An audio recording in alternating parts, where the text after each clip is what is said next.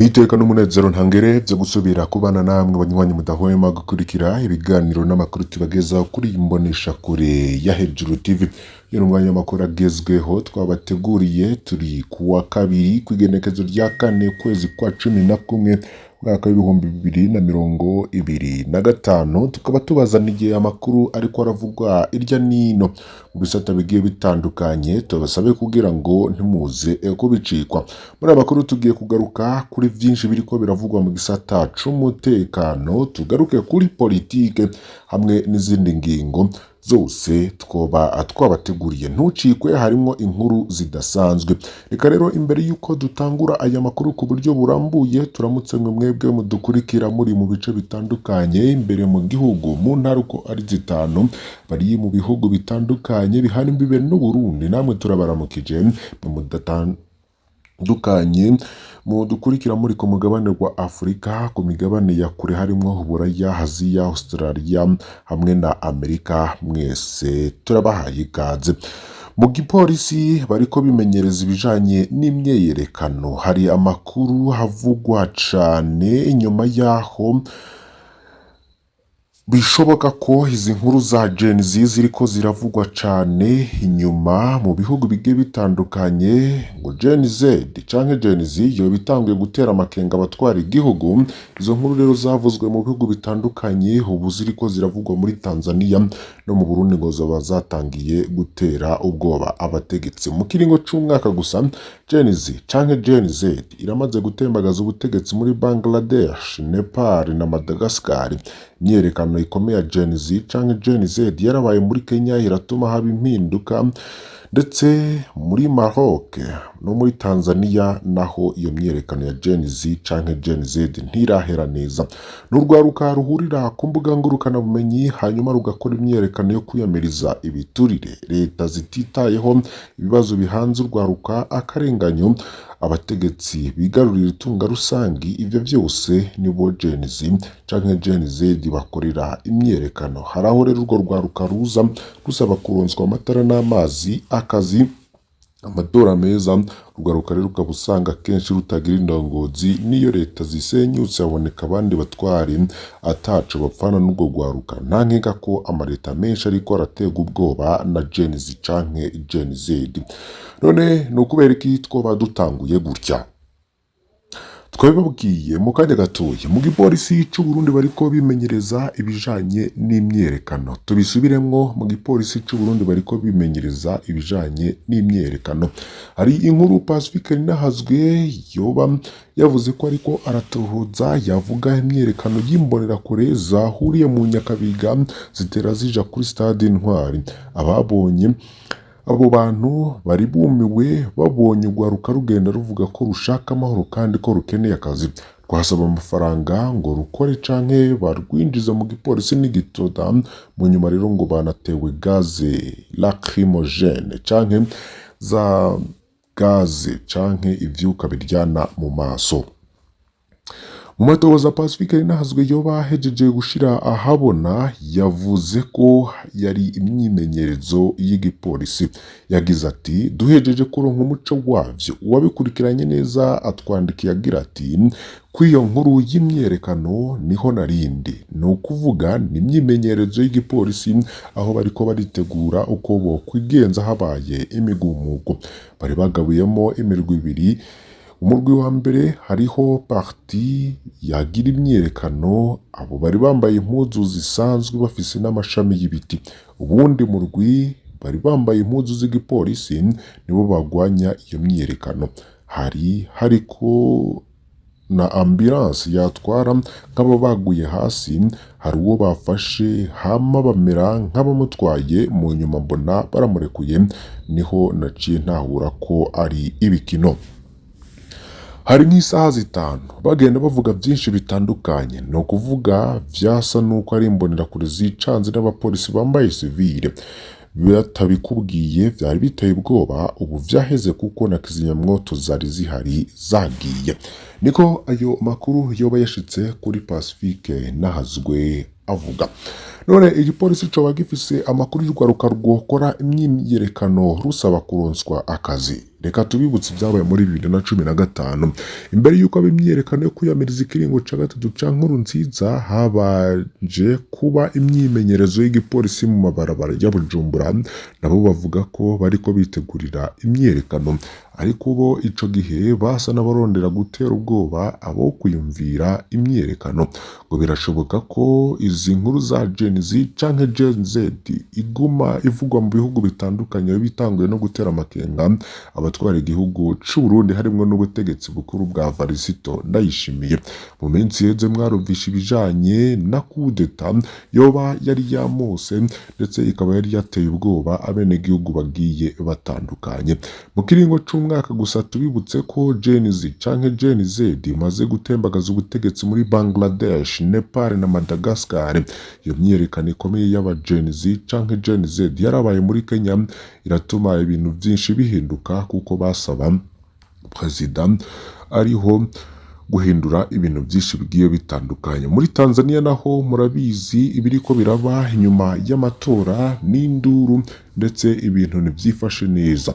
Gen Z canke Gen Z tubabwire ko urwaruka ruhurira ku mbuga ngurukana bumenyi hanyuma rugakora imyiyerekano yo kwiyamiriza ibiturire ndetse n'ibindi leta ziba zititayeho.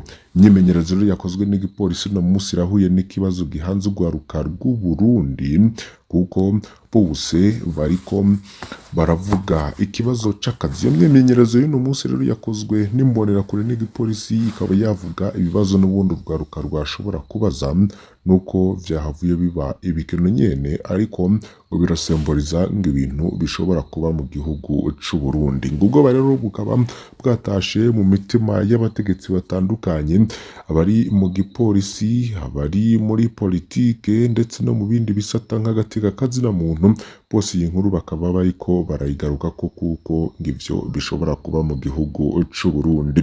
Nibiteye ubwoba cane kuko muri Tanzania hoho ibintu vyoba vyarabaye akamaramaza. Perezida w'igihugu ca Tanzania Samia Suluhu Hassan yoba yararonse amajwi 98% n'umugambwe wa CCM warahawe intebe 270 mu 272 mu nama nshinga amateka. Ibintu rero ntivyari vyifashe gutyo kuko ntivyari vyifashe neza kuko muri Tanzania kuva kuwa gatatu kwigenekezwa 29 ukwezi kw'icumi amatora y'umukuru w'igihugu n'ay'abashinga amateka yakumiriye imigambwe ibiri hambaye mu yitavuga rumwe n'umugambwe uri ku butegetsi Chama cha Mapinduzi canke CCM. Byo rero bikaba Tanzania ivugwamwo imyiyerekano ikomeye urwaruka bita Gen Z canke Gen Z twabibabwiye ko ari urwaruka ruhurira ku mbuga ngurukana bumenyi bakiyemeza ko bagiye kugira imigumuko. Igihugu kirimo akajagari kadasanzwe ibizagara byuzuye ivyotsi amazu ya bamwe mu bategetsi yaraturiwe ibiro n'ibikoresho by'amatora byaraturiwe mu bice bimwe bimwe. Ubuzima bw'igihugu busa nk'ubwahagaze ahatari pake kuko internet yarahagaritswe mu gihugu. Ejo rero n'umuyaga nkuba wacitse mu gihugu cyose n'amabarabara menshi ntari ko arakora.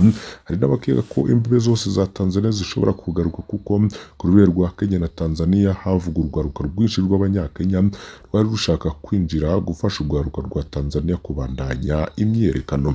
Havugwa kandi batari bake bamaze kwicwa muri iyo myiyerekano y'urwaruka ndetse hakaba haravuzwe igitigiri c'abarenga 700 bahasize ubuzima kandi ivyo byose haraheze iminsi idashika kuri 3. Haravugwa kandi gushamirana hagati y'igipolisi n'igisirikare. Abasirikare ntibashigikiye ko abapolisi barasurwaruka mu myiyerekano. Iyo Gen Z canke Gen Z yo iboneka umego yishimiye abasirikare kugeza ubu amaso yose akaba yari ku gisirikare ca Tanzania. Samia Suluhu Hassan rero akaba yaratangajwe ko yatsinze amatora ku majwi bice 98 biriko biraba rero umengo ntaco bibwiye ubutegetsi kuva bitangwe. Perezida Samia Suluhu Hassan yigumiye mu gacerere ndetse umurwi ujejwe amatora watangaje ko Samia Suluhu Hassan yoba yaratowe ku rugero rw'ibice 98%. Mu kurahirira rero kurongora Tanzania Samia Suluhu Hassan ntabwo ivyo kuguma mu gacerere yoba yarabibandanije ahubwo yavuye mu gacerere ndetse yiyamiriza iyo myiyerekano y'aba Gen Z canke aba Gen Z. Akaba rero yaratangaje ko biteye isoni kubona urwaruka ruriko ruhereza ingendo isa niyo. Ni nyuma yuko rero hoba harabaye uko kurahira vyoba vyarabereye mu muhezo ndetse bikaba vyarabereye mu kambi ya gisirikare ikomeye cane ngaho muri Tanzania, harimwo abantu bakeyi cane boba baratumiwe mu gihe bimenyerewe ko abanyagihugu bose boba bitabira umuhango wo kurahira kwa perezida w'igihugu aba yatowe, ariko muri Tanzania siko vyoba bimeze, ahubwo ibintu vyoba vyarabaye ibibazo bikomeye cane nyuma yaho Gen Z canke Gen Z boba baragiye mu mabarabara bakiyamiriza intsinzi ya Samia Suluhu Hassan. Ni gutyo rero vyoba vyifashe mu birabana n'umutekano. Kumviriza ko mu Burundi naho hari ubwoba bw'uko imyiyerekano y'aba Gen Z canke aba Gen Z bashobora kwiyadukiza ndetse bakaba bashobora gutangura imyiyerekano mu gihugu c'u Burundi, ariko twababwiye ko biriko biraba nk'ivyabonetse vyari bitanguye gutera abantu ubwoba, ari imyiyerekano y'igipolisi, ari imyimenyerezo y'igipolisi yo kurwana imyiyerekano. Hari amakuru hariko haravugwa kandi Bujumbura aho umukenyezi umwe yatowe yapfuye ku nkengera z'ikiyaga Tanganyika. Ikiziga ca Efrazi Kandeke w'imyaka 48 akanaturuka ku mutumba wa Gihinga muri komine Nyabihange intara ya Gitega caratowe ku w'Imana ku nkengera z'ikiyaga Tanganyika. Umuryango we ukavuga ko uwo muhisi yari yarabuzwe irengero kuva ku munsi wa gatanu heze, akaba yaratowe ariko arabura. Ico kiziga rero caciye kirungikwa mu bitaro Tanganyika Care mu gisagara ca Bujumbura.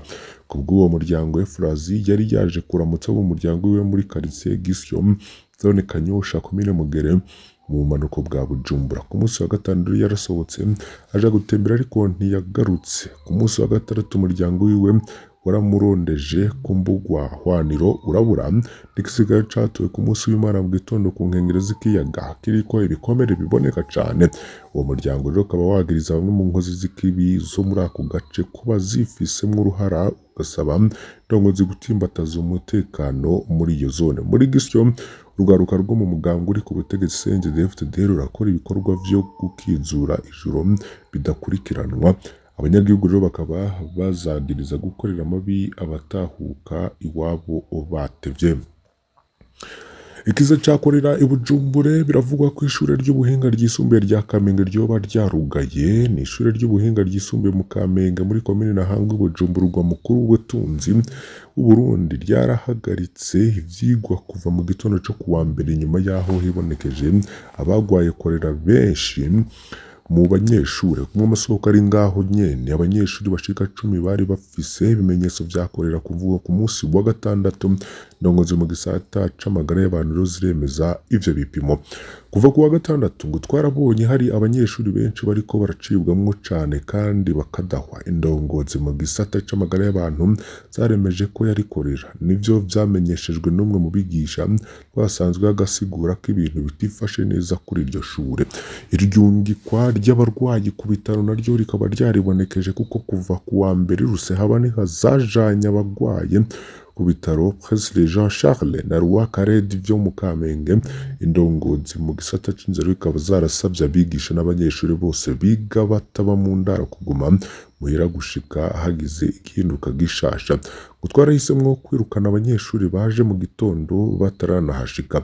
Twategerezwa kubuza abanyeshuri barundarundana canke bakoranako cane cane abakora mu minwe, niko bivugwa n'umwe mu buyobozi bw'ishure. Ingingo rero zo gukingira amagara y'abantu zihuta zoba zarafashwe. Ubushikiranganji bw'amagara y'abantu bwararungitse imirwi hijejwe gukora isuku no gupompa ico kibanza, gupompa imiti mu buzu bwa surwumwe, mu ndaro no mu bibanza hwaniro.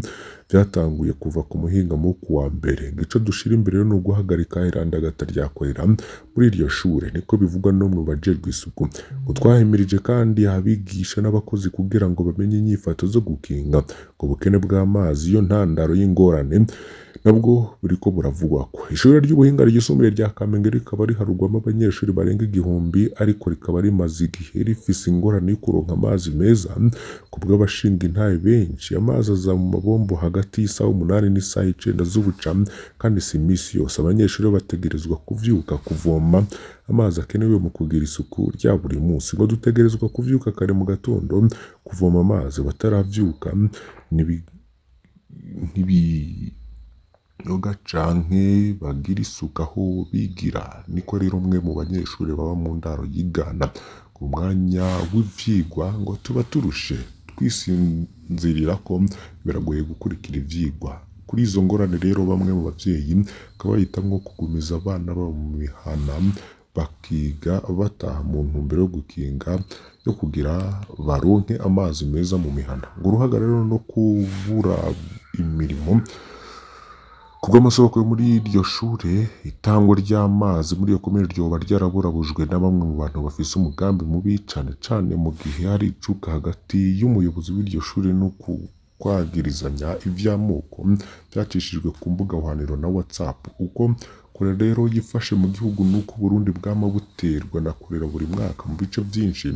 Kuva kuwa mbere 2025 abantu 2401 baba baratowe korera mu burere 12 bw'ubuvuzi Cibitoke, Bujumbura Nord, Bujumbura Centre, Bujumbura Sud, Isare, Kabezi, Mpanda, Makamba, Bubanza, Mabayi, Rwibagara, Rumonge mu buraruko bushira uburengero bw'igihugu kubw'umushikiranganji w'amagara y'abantu niko bashikiriza. Urwandiko rw'ubushikiranganji bw'amagara y'abantu rwarashizwe habona kuwa 3 Munyonyo rukanabonwa n'ikinyamakuru SOS Media Burundi dukesha iyi nkuru. Ruragarira abayobozi b'amashuri gutsimbataza ishirwa mu ngiro ry'amabwirizwa y'isuku no kumenyesha abajejwe intwaro mu gihe habonetse indwara ikaze.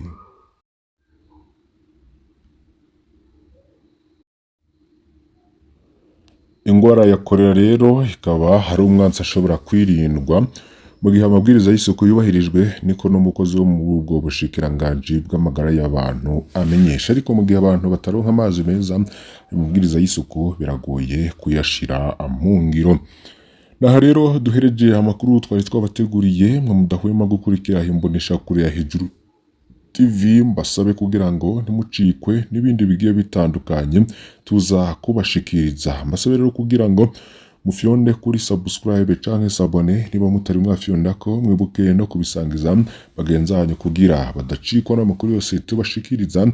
Iyi ni imbonesha kure ya Hejuru TV, tuze gusubira. Imana ibahezagire.